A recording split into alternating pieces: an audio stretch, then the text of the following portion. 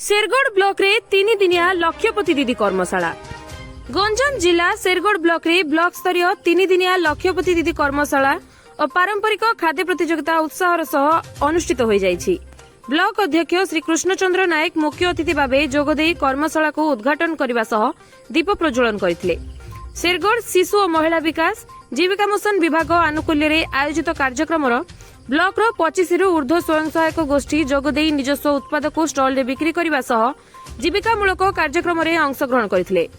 तेबे कार्यक्रमटी को ब्लॉक शिशु और महिला विकास अधिकारी ममतांजलि पंडा परिचालना करथिले। स्वयं सहायक गोष्ठीर महिला मानकु जीविकामूलक कार्य रे सामिल होई स्वावलंबी हेबाकू आह्वान देथिले ब्लॉक अध्यक्ष। लक्ष्यपति दीदी योजनार उद्देश्य महिला सशक्तिकरण स्वावलंबी और स्वरोजगार उपरे विस्तृत आलोचना होइतिला।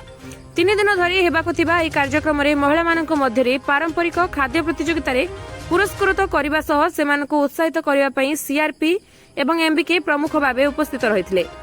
गंजाम जिला शेरगढ़ ब्लॉक रु श्रीपद दास को रिपोर्ट दी पब्लिक ओडिशा।